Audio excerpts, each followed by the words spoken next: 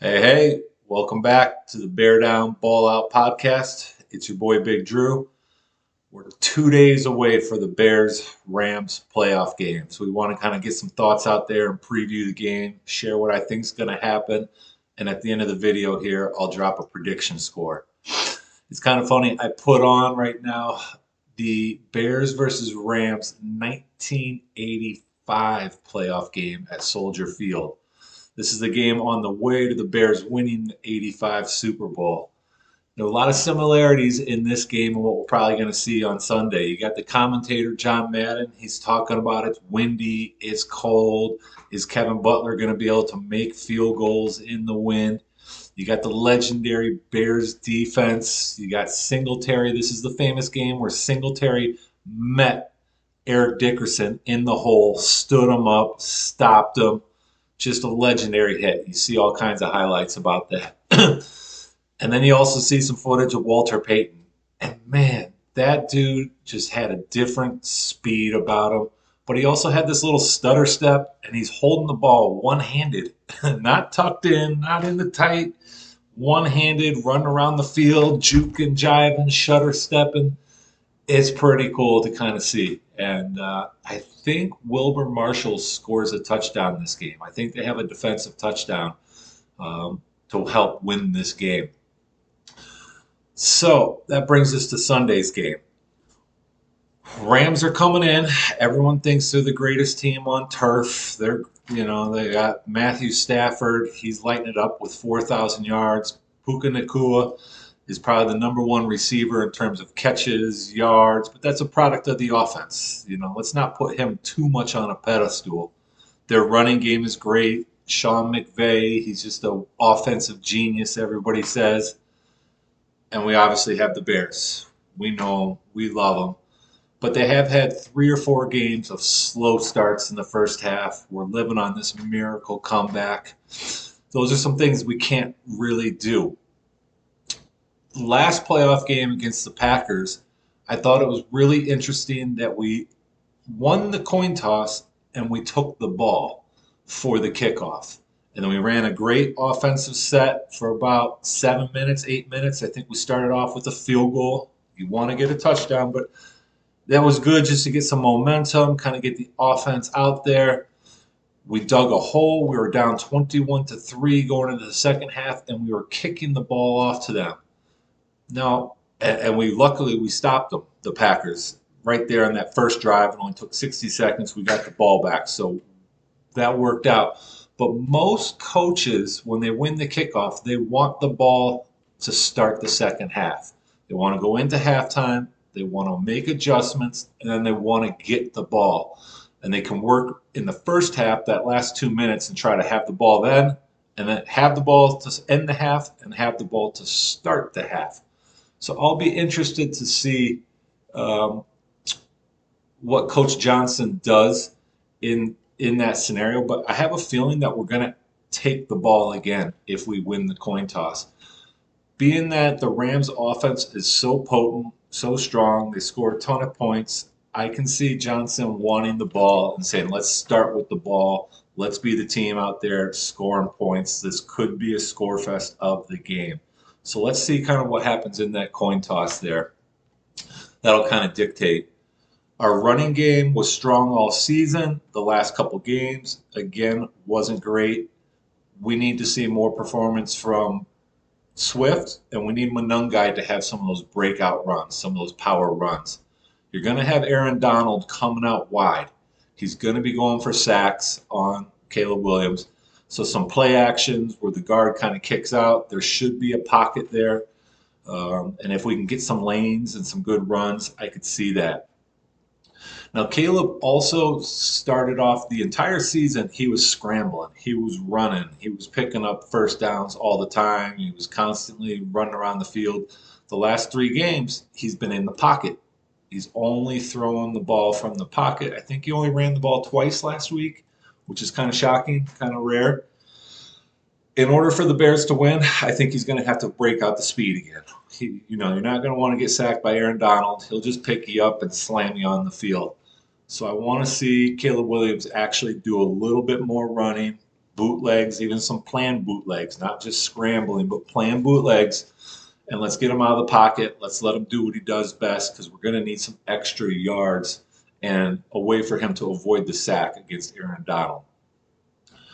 Receivers, Odunze did not look good last week. He didn't get a lot of reps. He hadn't played for 6 weeks, really, with a broken foot.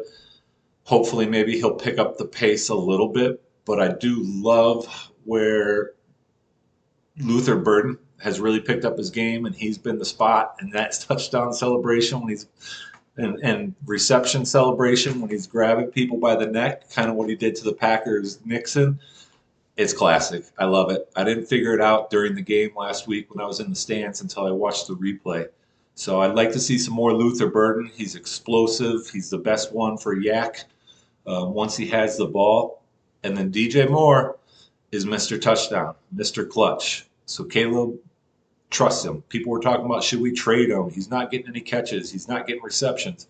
But when the game is on the line and it's third down, it's fourth down, we're going for touchdowns, Caleb trusts DJ Moore, and he throws to him. And he's caught 2 touchdowns against the Packers to break their soul. So, I think DJ is going to be a big part. Is he going to get 12 targets? Probably not. But the 5 to 7 targets he get are going to be really important.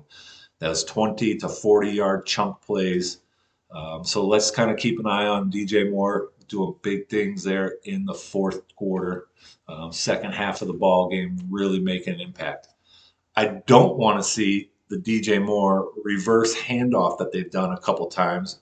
Every time they put him in the backfield to run the ball, the defense knows. They sniff it out. They can see it. So let's stay traditional with the running plays. Let's keep DJ out there wide, and let's not get too tricky.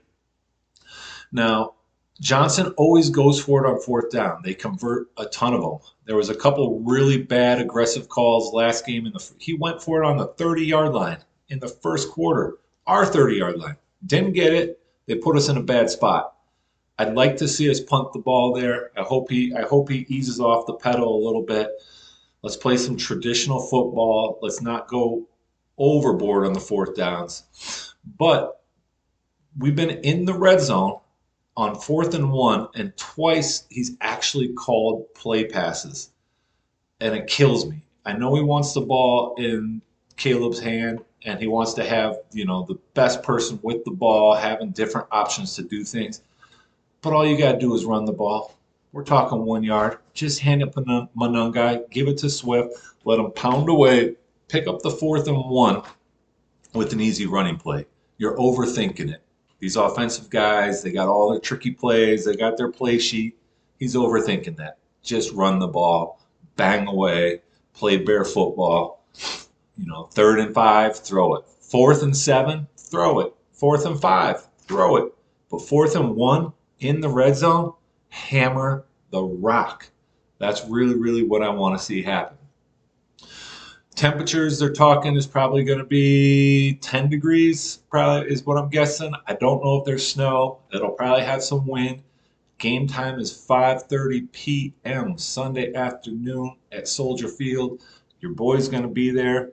I didn't buy a ticket till the morning of the game last week. I'm going to stay with tradition. I'm going to jump on the train. I'm going to buy a ticket on the way in, have a ton of fun, pre-game, hit the tailgates, hit the game early so I can get a nice setup at the stands.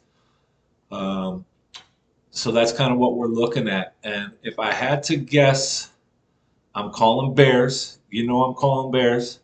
I'm calling 27-24. Rams are going to score. They're going to put up some points. We're going to have to hold them off, but 27-24. Now, the wind can be a huge factor. The weather, we're trying to get the Rams out of the dome, so that's a big thing. These guys are going to be coming from LA, off the turf, into Chicago weather.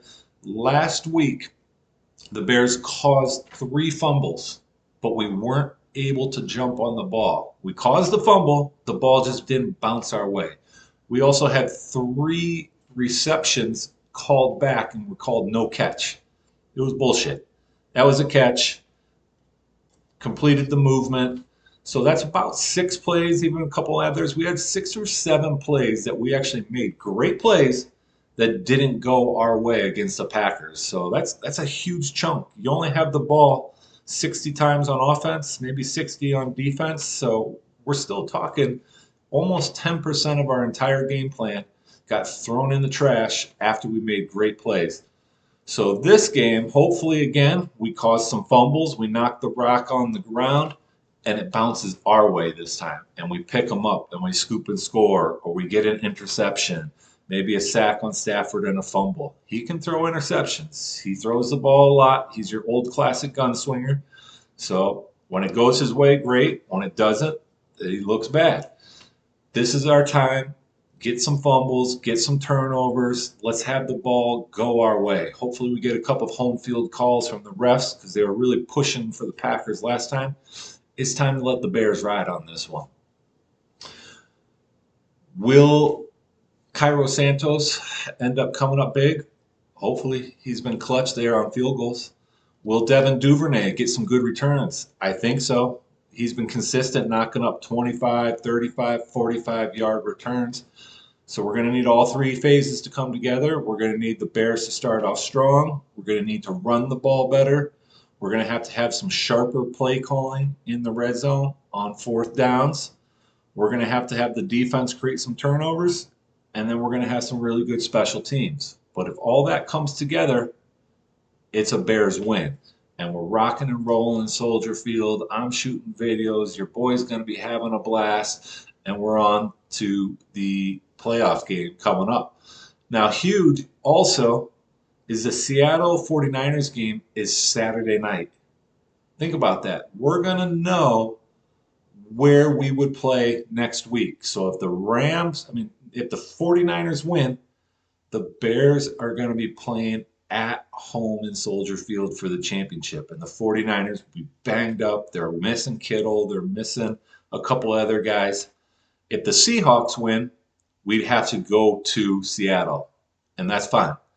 Our game travels. We'll go anywhere, anytime, anyone. We'll travel. But of course, we want to see that game in Soldier Field. So we'll know Saturday night, we're going to know what's going to happen. And that'll be a big incentive for us to really fight hard to keep home field advantage. So let's go, folks. Bear down, ball out. Sunday, it's on. It's game time, buddy.